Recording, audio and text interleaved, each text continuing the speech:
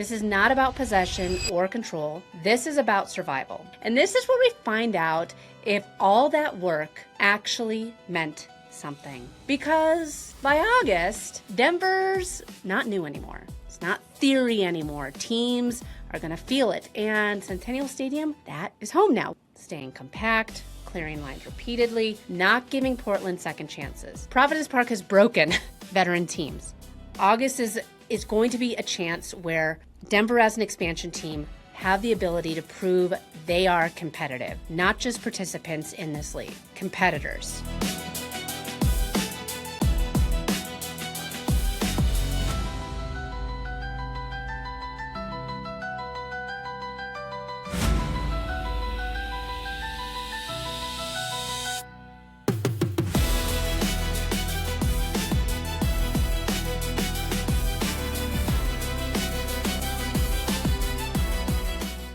Welcome back to the 5280 pitch. Women's soccer at altitude. I'm Kate Hansen. All right, so August.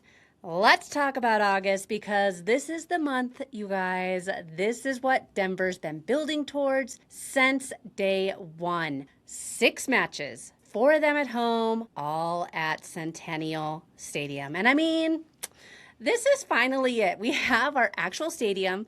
Lindsey Heaps, she's back from Paris. She's been with the team since July. We've got 5 months of NWSL experience under our belt by now. May was brutal. We talked about that. 4 road games, just grinding it out. June was that reset where you actually got to breathe. July brought us home for the first time at Centennial Stadium. And now we're at August, the heat of the summer. And this is where we find out if all that work actually meant something. Because by August, Denver's not new anymore.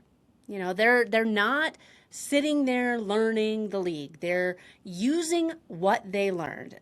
The altitude, it's not theory anymore. Teams are going to feel it. And Centennial Stadium, that is home now. Well, at least for the next 3 years, right? So let's dive into August, match by match, because honestly, this month's going to tell us a lot. Let's start with August 2nd. We are at home against the Boston Legacy. Boston comes to town, and look, we already played them back in May, but we were in Boston, and both teams were still figuring things out. Now it's August. 3 months later. And the question is, who's grown more? Boston's going through the exact same expansion process that the Summit is, same roster challenges, same tactical adjustments, same week-to-week learning. But now we got the home field advantage at altitude, at Centennial, with 3 more months of chemistry and Lindsey Heaps. All that matters. This match is a direct comparison, not just with rosters, adaptation. Which expansion team learned faster? Which one has found their identity? Which one actually looks like a team? For Denver, this is a statement game. Not because Boston's elite, but because winning this convincingly at home against your expansion peer, that will send a message. You're not just surviving year one. You are competing. Player to watch for this game. It's going to be Kaleigh Brazier against a fellow expansion defense that's still finding its footing. Her speed could be huge here.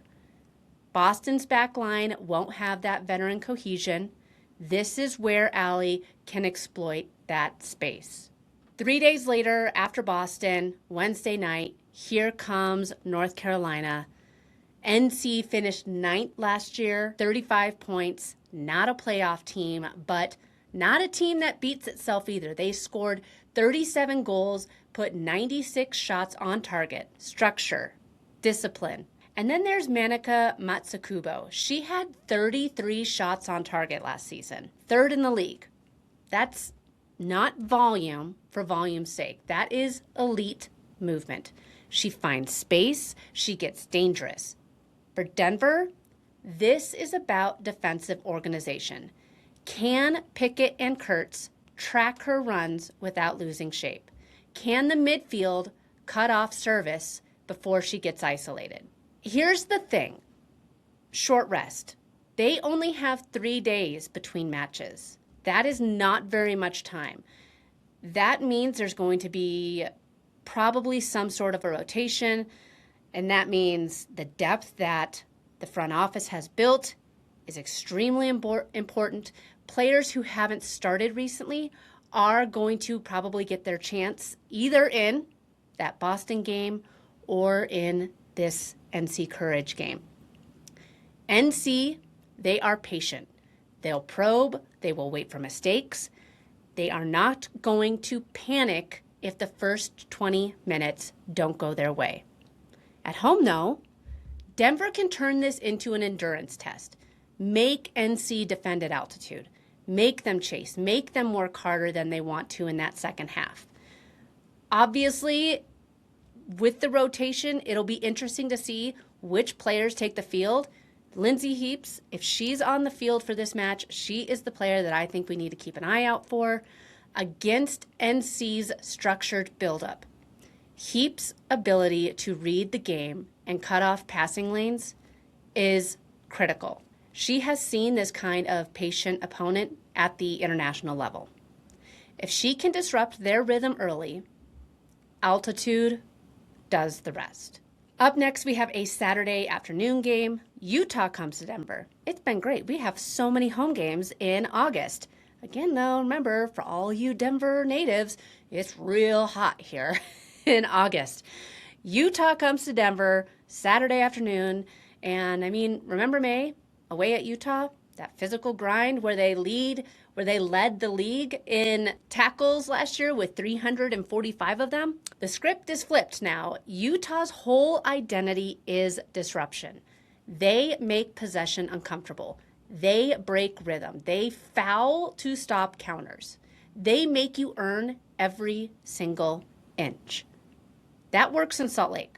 But I think the thing for Denver is, can we stay composed when Utah makes things ugly? Can we avoid getting dragged into a scrappy mess? Because if Denver can weather the early physicality and keep things structured, we will be able to tilt things to our advantage. Utah scored 28 goals last season. They allowed 42. They're not built to dominate possession.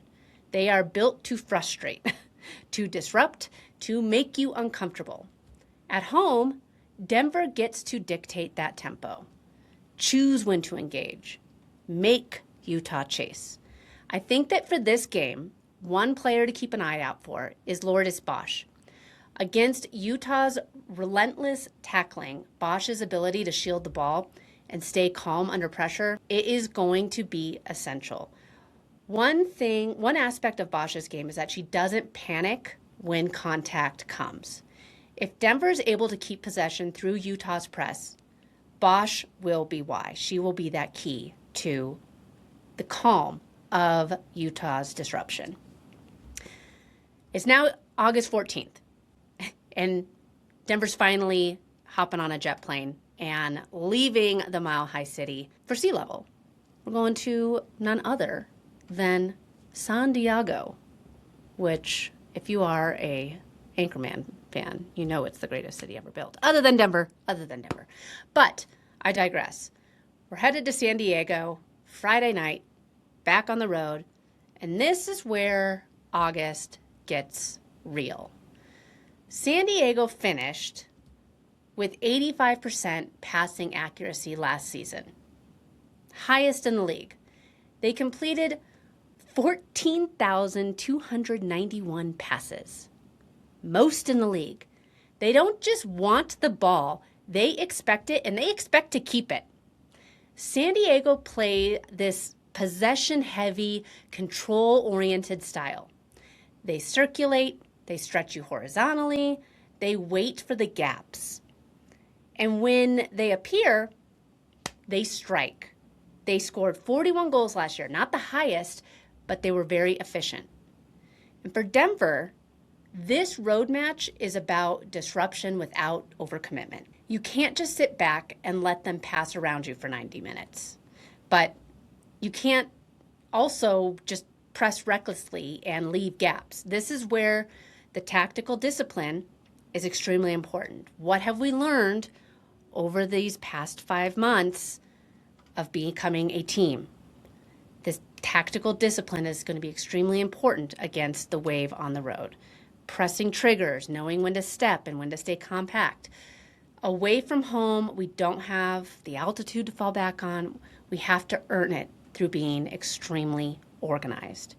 And San Diego will test whether we can stay connected off the ball for long stretches, whether we can win second balls, whether we can transition quickly when we do win possession. One player to watch against the Wave is Una McCormick. Against San Diego's possession dominance, McCormick's work rate in midfield is critical. She has the ability to collapse passing lanes without committing fouls. Against a team that completes 85% of their passes, every disruption counts. We're staying on the West Coast, August 22nd. We take on the Portland Thorns, Saturday night, Providence Park. And look, this is the kind of environment that really defines road trips. Portland, Seattle, they love their soccer. And they are a very passionate fan base. So it will be a difficult environment for the Summit to play in. On top of just being in a rough environment, Portland took 297 shots last season, which is a lot. They create volume. They generate chances. They believe if they keep pushing, something will break. Olivia Moultrie alone took 50 shots. That's not confidence. That is a green light from the coaching staff. Take your chance. Take the shot. They scored 37 goals. And at Providence Park, with one of the most hostile crowds in the NWSL, that pressure is relentless. For Denver, this is about resilience. Can you absorb wave after wave without breaking? Can Abby Smith command the box when crosses are going to keep coming? Can the backline stay organized through 90 minutes? This is not about possession or control. This is about survival. Staying compact, clearing lines repeatedly, not giving Portland second chances. Providence Park has broken veteran teams. The noise, the intensity, the expectation. I know I keep harping on this environment, but it is going to be a factor for the Summit. And the fact that they're an expansion team, this is one of those matches where the scoreline matters less than how you respond when it gets uncomfortable. I think this is going to be an extremely important game for Abby Smith. This is her showcase. Portland's 297 shots in 2025 means Smith is going to be busy. Her ability to command the box and make the saves that keep it close in that hostile environment, this is where goalkeepers earn their reputation. We get to come back home August 29th and face the Chicago Stars. August closes with Chicago. Chicago finished last season with 20 points, a 3-12-11 record. They scored 32 but allowed 54. That defensive number jumps out. Chicago are still finding their identity. They'll create chances, they'll press at times, but defensively, they have struggled to stay organized. For Denver, this is where I believe the altitude advantage is going to meet opponent vulnerability. Chicago will travel here after a long season. They will be managing fatigue, and they'll be trying to stay compact against an attack that's had all month to build its rhythm. This match is about execution. Can we capitalize on the opportunities Chicago's defense will give us? Because they're going to give us some opportunities. Can the forwards be clinical? Chicago took 216 shots last season and scored 32. That's not super efficient. They generate looks, but they don't finish. So defensive discipline is important, but the emphasis shifts towards our attack. This is also the month. The player that I think we need to keep an eye on for this match is Nahikari Garcia. Against Chicago's defensive vulnerabilities, Garcia's positioning and finishing will become the focal point. She doesn't need 10 chances. She needs 2 or 3 quality looks. If Denver creates space, Garcia converts. So what August is actually going to be telling us is we have 6 matches in 28 days, 4 of them at home, 2 on the road. August isn't just about points absolutely matter, but we will have September, October, 1 game in November. But we really, this is kind of the final push. This is about proving that everything we built in the first half can translate into sustained performance. And by the end of August, we will know, can Denver dominate at home? 4 home matches against varied opponents. I mean, we will see a variety of playing styles. Can they compete on the road against a possession-heavy San Diego team, against a rough environment in Portland? How will our tactical growth have grown away from home? Can the roster handle density? 6 matches in 4 weeks, short rest. Depth is extremely important. That 3-game stretch where we play Boston at home on Sunday the 2nd and then the Courage on Wednesday the 5th. I'm really curious to see what lineups we have for those 2 games. How many starters will we see between those 2 games? How is the depth between those 2 games? What does it look like? How is our team able to gel with these different roster looks? Chicago's defensive issues present a winnable match, right? And August is going to be a chance where Denver as an expansion team have the ability to prove they are competitive, not just participants in this league, competitors. So that's August, 6 matches, the home stretch. We have September and October that we will cover next. And look, I'm excited. This is when all those lessons from the first half, all that exposure, all that grinding, this is when it pays off. We have a full month of July with Heaps being back with the team now. This is when Heaps' leadership shows up in the results, when Pickett and Kurtz' partnership turns into clean sheets, when Smith's saves turn draws into wins. This is when Brazier and Garcia start finding each other instinctively, when Bosch controls matches, when McCormick's work rate becomes the difference. August is where I believe we will stop being an expansion novelty and we will become the Summit will find their identity. We also had a lot of fun news that happened over this past week.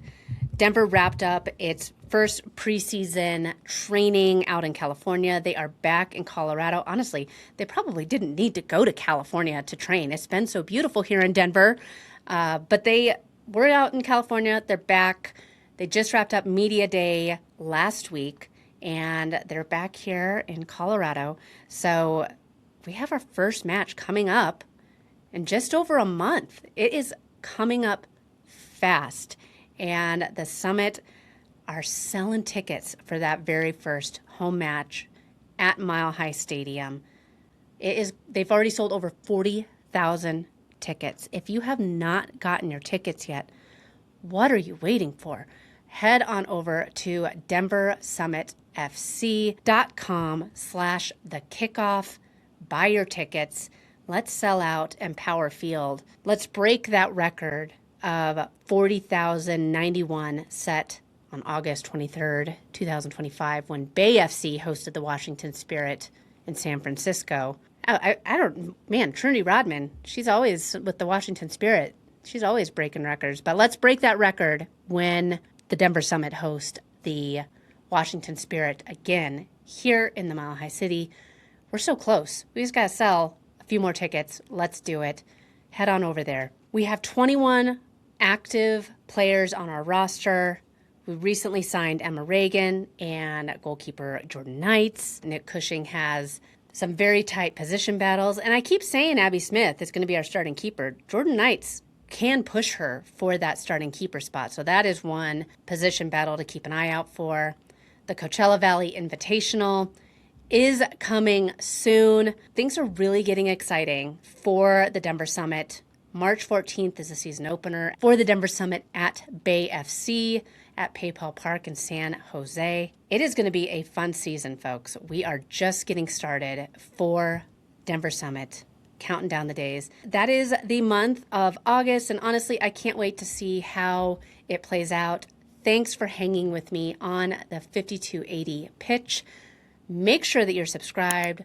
Follow the 5280 pitch on social media. Connect with us online at 5280pitch.com. If you're not on the newsletter yet, head over to 5280pitch.com, sign up. Next time, like I said, we are diving into September and October. We're going to do the playoff push. Until then, stick with this team. Let's keep building this together, match by match. We'll see you next time on the 5280 pitch.